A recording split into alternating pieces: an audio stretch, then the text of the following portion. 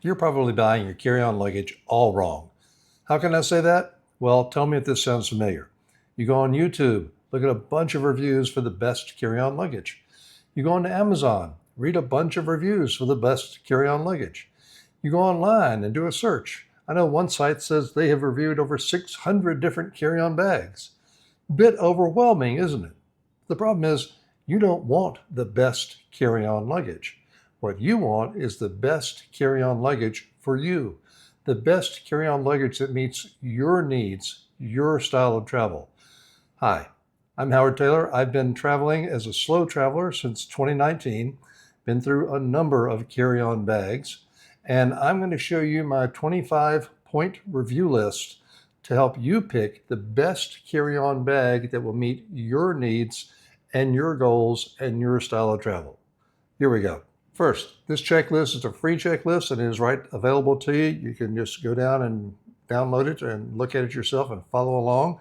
I will be using it here as we go step by step through things. Now, I said before that there is no perfect carry-on bag. Actually, there is a perfect carry-on bag. It's just not available in the real world. Mary Poppins had that bag. So unless you are Mary Poppins or have her bag, and if you do, please let me know. I'd like one too. We're going to have to look at other options for you. So point by point, step by step, we're going to go and see how to find the best bag for you. First thing you need are great wheels. 4 wheels or 2 wheels. Your choice. I greatly prefer the 4 wheels, and I'm going to go over the pros and cons of each. First, when you're looking at the 4 wheels, probably the number one brand out there is Hinomoto. And if you see Hinomoto wheels, you know you're looking at a quality bag, quality wheels that are going to make a big difference when you're rolling. Now, Hinomoto is kind of the industry standard, the industry elite. But some of the high quality bags out there don't use Hinomoto or actually used Hinomoto and then stopped. Why did they do that? Well, you can figure that one out pretty well. They said, hey, these are pretty expensive wheels. We can probably make our own and still keep our high quality that we're used to. I just won't say Hinomoto.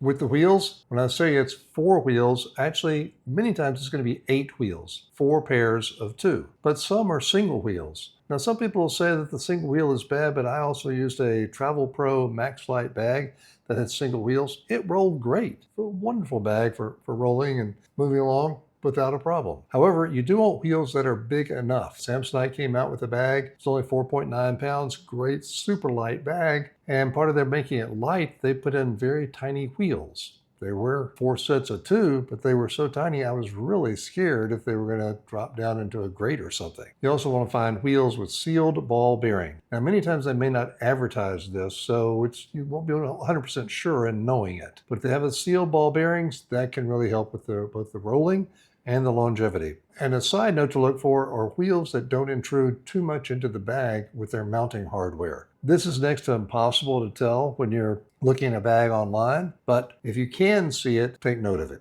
What about 2-wheel bags? 2 wheels were the original rolling luggage, and 2-wheel bags still have a place, and they may be better. Now, one group out there will kind of say that, oh, I have more room in here because I don't have that 4th wheel. I have not seen that be the case. But what 2 wheels can do is give you a stronger wheel that's better for certain rough terrain, cobblestones, rougher areas. And if you're traveling in those rougher areas a lot, then the 2-wheel bag might be the most appropriate for you. However, with a 2-wheel bag, you lose the convenience of just rotating it to walk, stroll around in the airport or hotels, wherever. You lose some flexibility with that, but you do gain the strength of the wheels over certain rough terrains. Number 2, a strong, tall, telescopic handle. I've seen some very short handles before. I'm 6'5", so I definitely want the taller handle. It can be tough to determine the strength of a handle, especially if you're buying one online, so that's where reviews really come into play. Many of them are very, very good. A wide handle can give more strength. We're going to get more into the wide handle pluses and minuses in just a minute. Some play in a handle is not necessarily a bad thing, as it can actually give a little flexibility for it to be able to move and absorb certain jars and jolts that you may encounter. Some companies take certain steps to help strengthen their handle. Monos and Air, AER, they angle their handles to help increase the strength there. Some companies will have videos of how they test the strength of their handles. Travel Pro does that, and some others do too. Something else that can be important with the handle is how comfortable it is to hold and pull. Now, there's a plus and a minus here. Travel Pro, as far as I'm saying, has the most comfortable hand grips of any handles out there.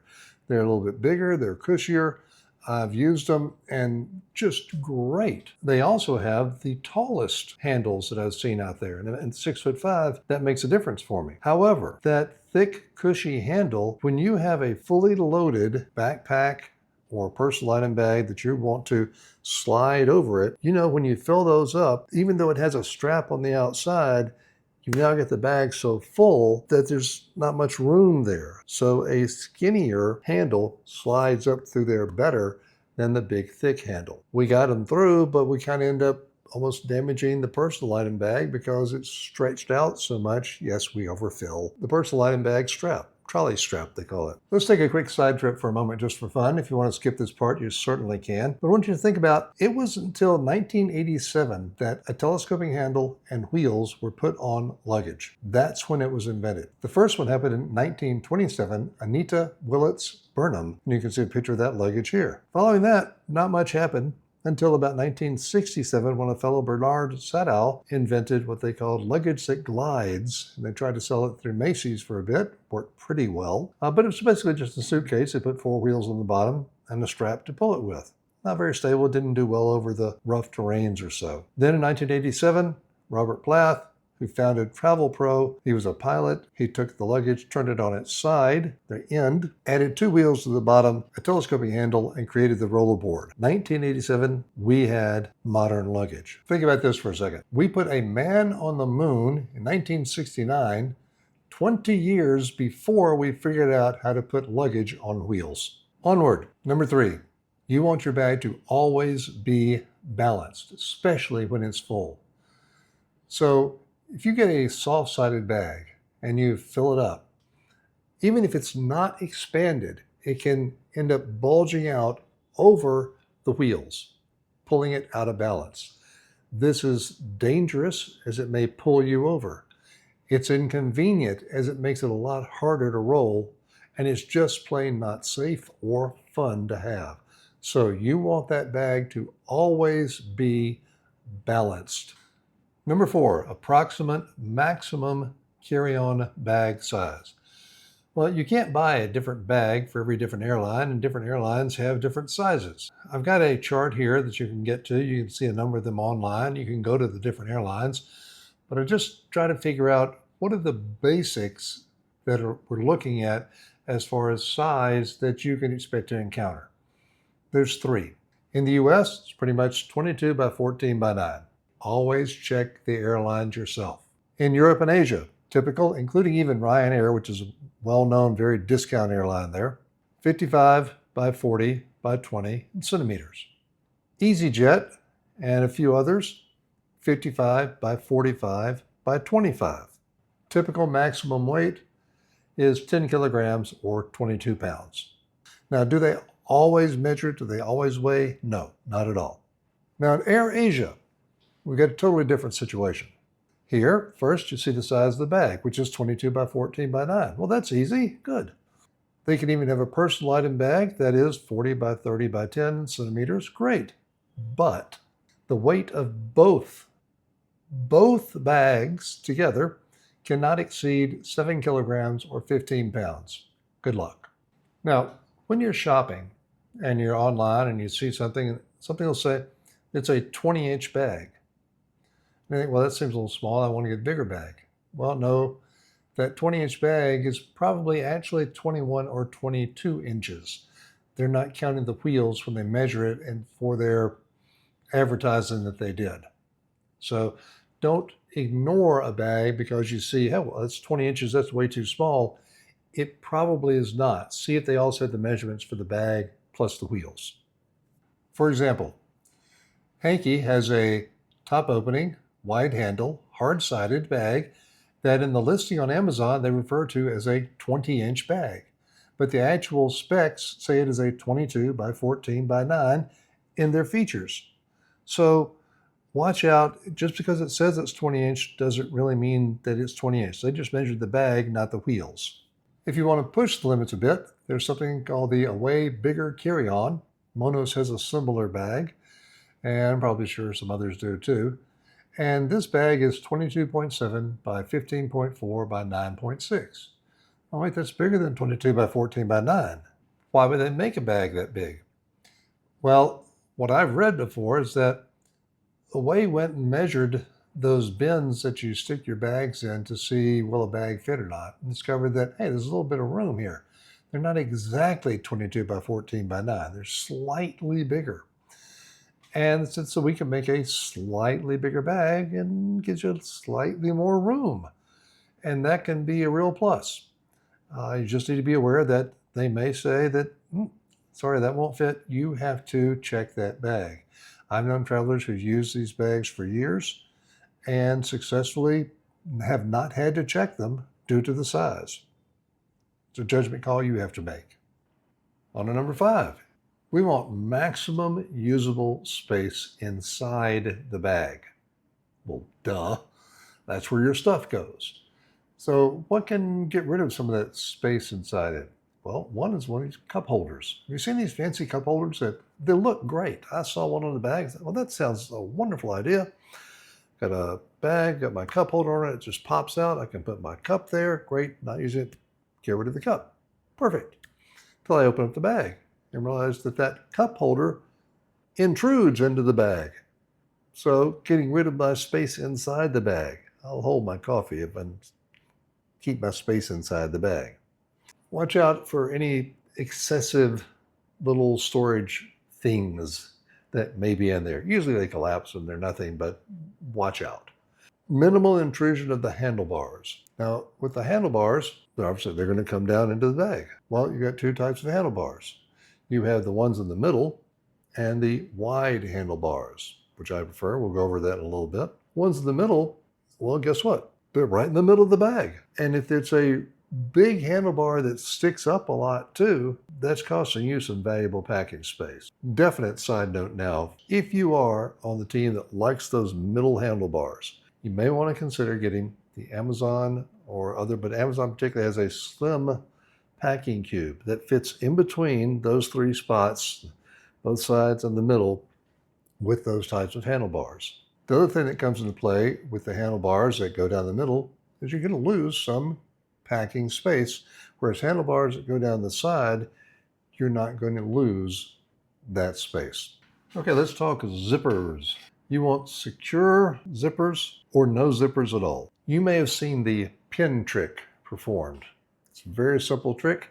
It's all over the internet now, and looks like this. You take the zipper for a piece of luggage, you take a standard ballpoint pen, pokes right through the zipper, and you can unzip it completely. When I was buying my last piece of luggage, I was in the store and I was looking for that secure zipper, and the sales guy said, here, this is one that does not have that. Okay, now this is luggage he sells.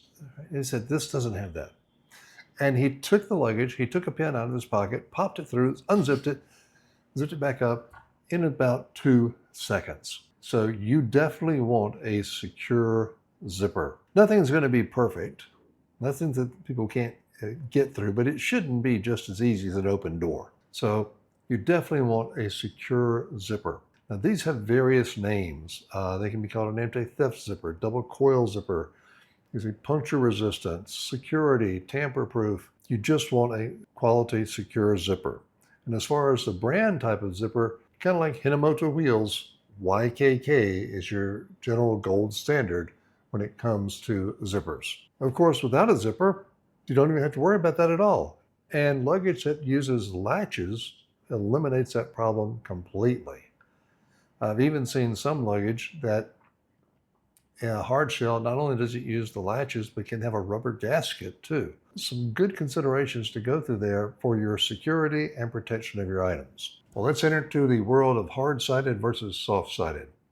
Oh, that's a lot of people are team one way or the other. I want that hard-sided, I want the soft-sided.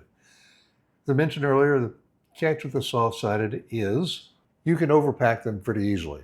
And once you start overpacking a soft-sided, that weight goes out and it can throw your bag off balance, which is not good. It can also make your bag, now it's too big to be okay for you to do it as a carry-on, and you have to check it. Meanwhile, you've also got the handy pockets on the exterior of the soft-sided bag. Well, those truly are handy. Of course, if you filled up your bag, overfilled it, those pockets are a little tougher to get into. Or if you're using them and you fill them up, now again, you may have your bag that's too big or out of balance. Then you can also get into expansion of bags. Most soft-sided bags, if they expand on the outside. Some don't. We'll hit that in just a minute. And again, that can throw you further out of balance. This is not a situation that you want to enjoy. So I've seen it happen. Something else about soft-sided that people don't understand. They think that the soft-sided is going to weigh less than the hard-sided. It's actually the reverse. Most hard-sided bags will weigh less than the soft-sided bags. They're definitely not weighing more because they're hard-sided. The materials these days are such that that is not a consideration. So don't worry about that. Particularly nice thing about the hard-sided is you really don't worry about overpacking it. Get it too big, it's not going to expand out and go over the wheels. That bag is always going to be balanced. And there are at least 2 bags that I've seen that are soft-sided that also always stay balanced. Both Away and Briggs Riley have soft-sided bags, but when they expand in the middle. Now, it doesn't mean they can't be overloaded anyway and still get a bit over those wheels that are out there. But when they expand the bag, then they're going to expand in the middle. I'll say I'm not a big fan of expansion bags for carry-on luggage because you're trying to get it to carry on and you need it to fit. Expansion I see more beneficial, particularly for larger checked luggage. But if it's something that you like, well, just be sure that you don't overload too much so you can't have your carry-on bag be a carry-on. Okay, didn't mean to just pick on the soft-sided bags because soft-sided, I've used them too, and they can be pretty good. Hard-sided bags, though, let's address those for a minute. There's 3 basic materials when it comes to hard-sided bags. You have ABS plastic, you have polycarbonate, which is generally considered the high-end gold standard type, and polypropylene. Now, the difference with polypropylene is it gets its strength by being flexible. It's also probably the lightest of the group. The ABS plastic is very light also. It's the lowest cost of the group, but can be more subject to cracking. Polycarbonate also has a lot of flexibility with it. So polycarbonate or polypropylene, both I like quite a bit. So some other key things, particularly about the hard-sided bags. 1, they're always in balance. 2, they're more water resistant. 3, they may be more durable than soft-sided. Those that do expand, we usually expand in the middle, maintaining your balance again. And they can even be used as a nightstand. A low nightstand, but a nightstand. Number 8, 3 handles. If possible, it's good for your bag to have handles top, bottom, and side. Sometimes you can't fully tell that when buying online. It's not a necessity because these bags are pretty small, but it's nice to have. Number 9, top open bag or clamshell bag? Which is better? Top open has the most adaptability. Top open, you can put bigger items in. You can have 2 bags side by side in a hotel. Now, some people say that, oh, the top open is so much better because I don't have to take up all that space that I do with the clamshell opening. It's not that much space. Where it becomes a lot of space is when you're at the hotel and they've given you a spot to put your luggage and you realize that only one of you can put your luggage there if it is a clamshell that opens up and takes up the whole space. So when we're at the hotel, both our bags are top open. We can put our bags side by side and we can both get into our bags as we need to. On the other side, clamshell does give you 2 sides for organization that you might prefer. For us, the top open is the winner. Number 10, how about that nice computer storage and other external pockets on the bag? Don't those look great? They show the bag and you can flip it open and you can slide your computer in, and that's fantastic. Or I've got all those external pockets there On the soft sided, it gets even bigger where it gets you out of balance. Don't like those. But that slide-in pocket for your computer and your PC, it's a big seller. A lot of people love them. I'm not a fan. Why? Because I expect that my carry-on bag is going to have to get checked at any time. Why would I say that? It's the right size bag. It's the right weight. So I'll be able to carry it onto that plane and it'll be just fine. Well, maybe it's a little heavy. So you kind of get your ticket and go by the ticket counter where they normally weigh it. So they're not going to weigh your bag. Ha ha ha ha. And you get on through, you get all the way to the gate. And just as you're about to board the plane, you see some of the bags sitting out there. Why are those there? Because there's somebody standing there saying, we're going to have to check your bag. It'll be free. It's all right. But we have to check the bag. We're out of space in the overhead bins. Oh no. What just happened? But I planned everything. My computer is in there. I have other stuff in that special bin there in the front. I don't want to check my bag. Sorry, sir, you have to check your bag. You never want that to happen to you. Your computer should only go in your personal item bag. That will always be with you. Anything that might get checked, you don't want your computer, special medications, whatever, in that bag. And that's why I'm not a big fan of the spot to slide in my computer in my carry-on bag. Plus, that space takes up space. That's valuable room that I need generally for my clothes and other things in that bag, not my computer. Think, isn't that your case too? Number 11, locks. Built-in TSA luggage locks. Well, some very fine bags do not have built-in TSA luggage locks.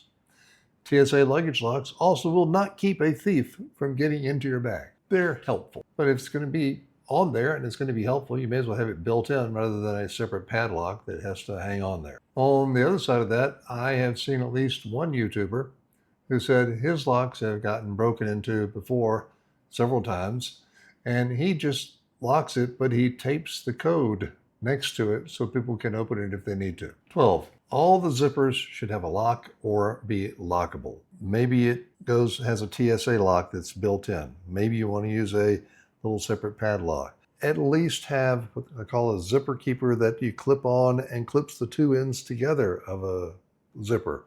Something that keeps that zipper secured and from drifting open, because I've seen many that drift open, and you don't want that to happen.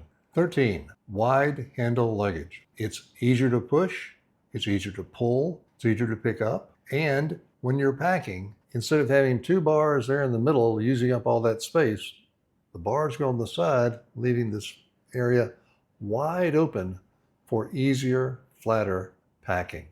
Wide handle just makes sense. Briggs Riley makes a bag that has the more narrow, traditional type of handle, but it's on the outside, so they still have a flat surface inside for easier packing. What about the disadvantages of wide handle luggage? Well, there's primarily one. If you've got a personal item bag that has a trolley sleeve, that trolley sleeve is pretty much designed to fit over the more narrow handlebars, the traditional type. So now you can't carry your stuff as easily, can you? Well, yes, you can if you just know what to do. If you've got a personal item backpack, the solution is pretty simple. Take the backpack straps, tighten them up. Take the sternum strap, wrap it around the backpack straps. Now you can take that and just slide it onto the wide handlebar for your luggage. That's it. One other option is a small bungee cord, but be cautious with those. Generally, for a personal item backpack, that solution works perfectly. 14. Now let's get into things do you want or not? Do you want a bag that's expandable? In general, for carry-on luggage, I'm not a big fan. Why? You buy the carry-on luggage because it's a specific size so you can carry it onto the plane. If you carry it on and you expand it, put too much stuff on the outside pockets, now it won't fit on the plane. You might get it on, but maybe not. So as far as expandability, I'm not a big fan. But it may be important to you. I check my bag a lot. I do want the option to carry more stuff. I want that flexibility. Okay, it may add a little bit of weight, Not a big deal. It may give you another point of vulnerability with an extra zipper or so through there. But if it's important to you, that's fine. Just remember, you bought the bag, the carry-on bag at a specific size to fit onto the plane. And don't be surprised if you do get caught because, oh, it's too big. Now I have to check it. Now I have to pay an extra fee. It's your choice. 15, wheel locks, brakes. Right, brakes? Wheel locks? Yes, this is a thing now. And I think it's going to be probably the number one thing that really gets asked for in the very near future for bags. Why?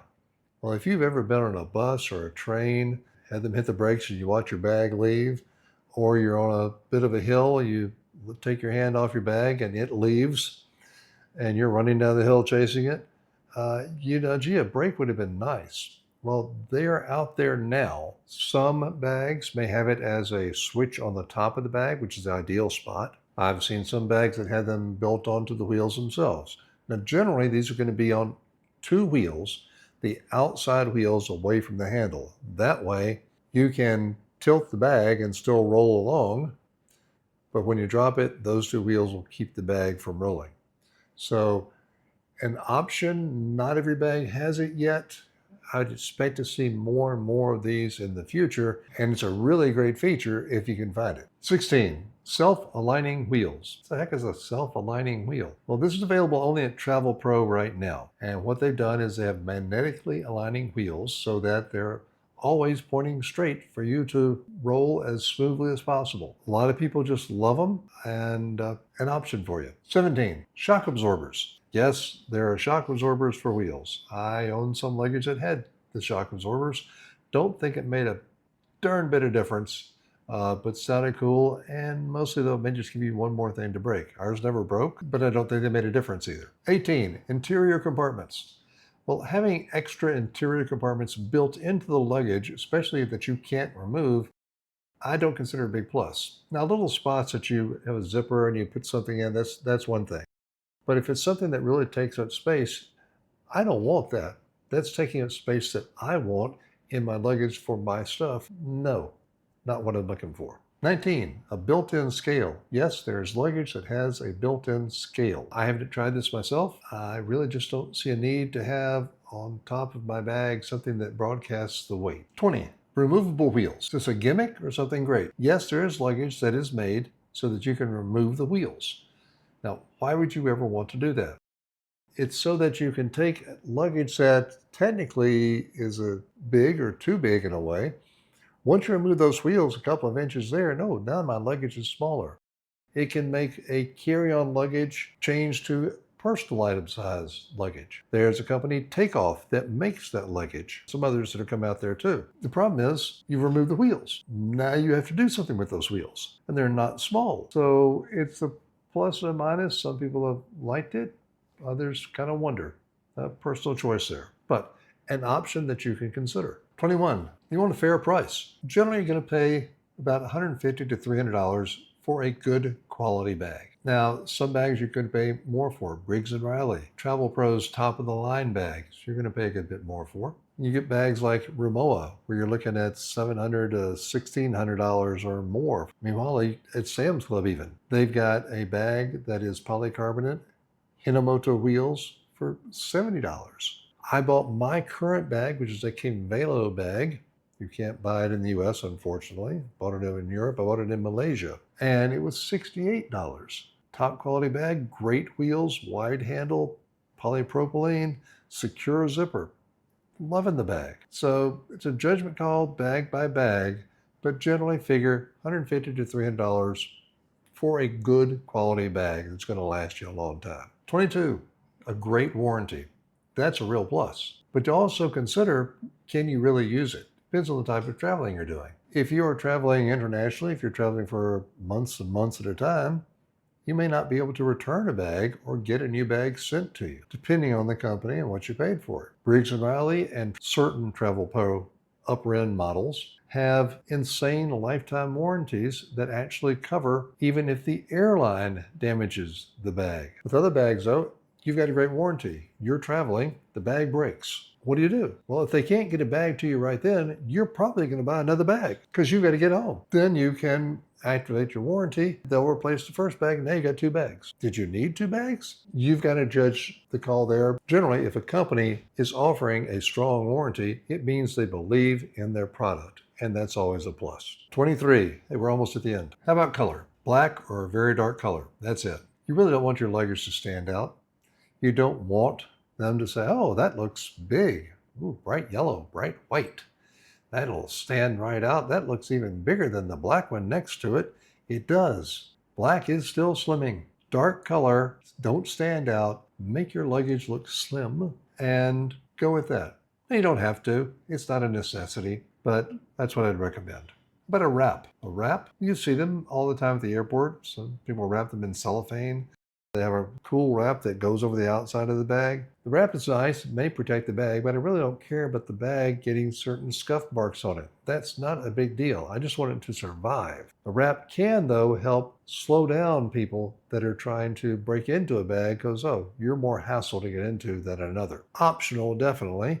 Adds a little bit of weight, definitely. But that is the main purpose for a wrap that you want to consider. 25, great reviews. Well, duh. See what's important to you. Have people had the same problem over and over? Look for reviews that are more recent, particularly because they may have had a design change or materials change. So check out the reviews and let that help you a lot in your final decision making. Well, that was 25, and you made it. I'm going to have one more bonus item here and then go over the 9 pieces of luggage that I think you particularly might want to consider. What's the bonus item? Well, it's actually 2. 2 new things that are out there.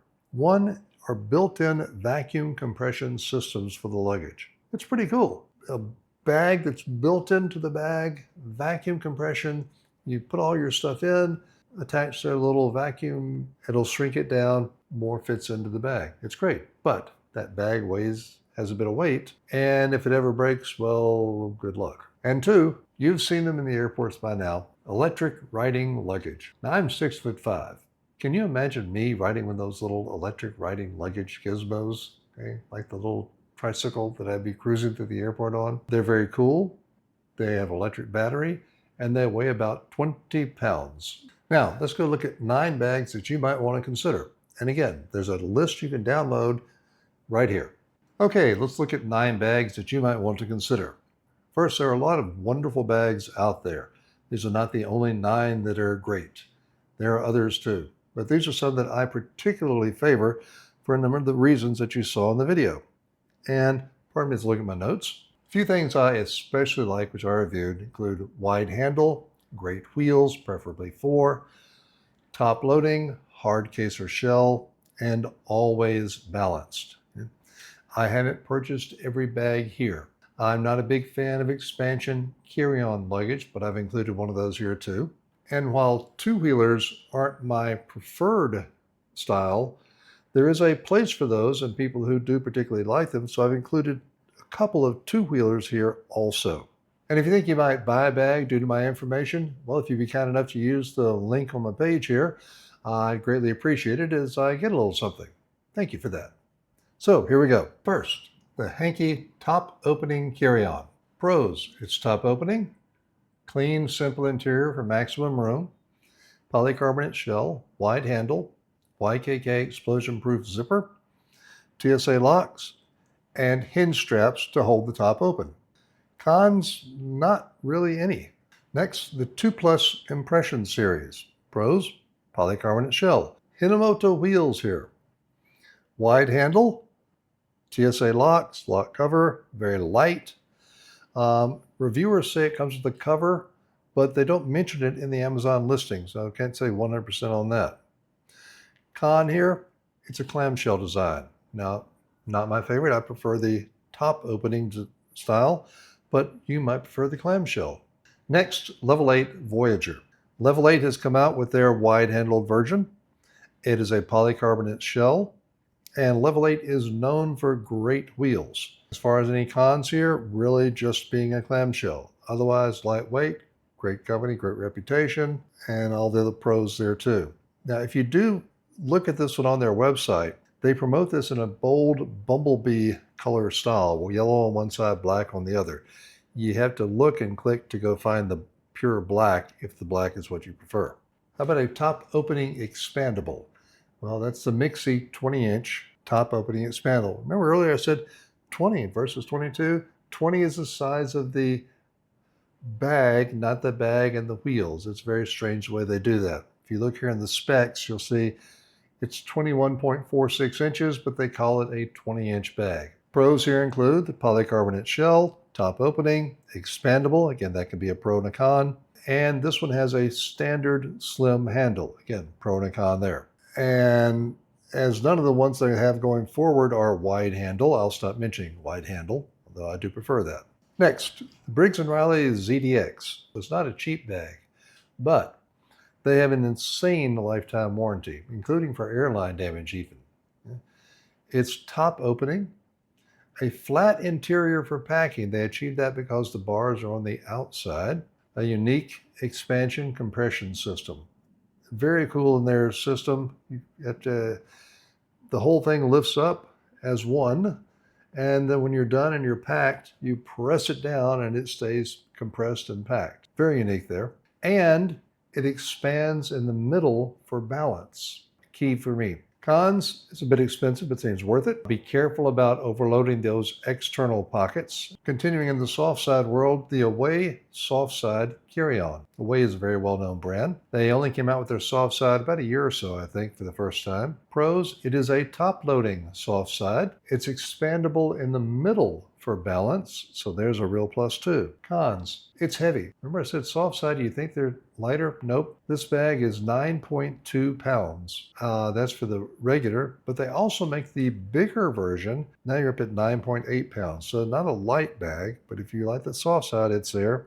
And they do have external pockets, although they don't leap out at you as being evident in this bag as much. They provide a TSA padlock, not a built-in lock. Next, the Away bigger carry-on. Now, Monis also makes a bigger carry-on. Some others do too. The key here is that little bit bigger size where you're pushing the limits a bit. But if you're not afraid to push the limits a little bit and it keeps working, then go for it. You get a good bit more stuff in there. More volume, pushes the limit for size. Okay, let's wrap up with a couple of two-wheel bags for those of you in that group. First, the Osprey Transporter 40-liter wheel duffel.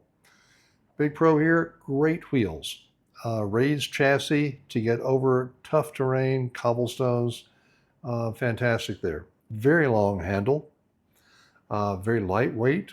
Osprey is a strong brand, especially known for backpacks. I've owned their backpacks too. They're great. Two wheels, not really a con. You just have to be aware you're not going to spin or turn as easily as you do with the four-wheel bags. And last is a bag from ROPLUS. Bit of a new player here, I think. This is the big wheel.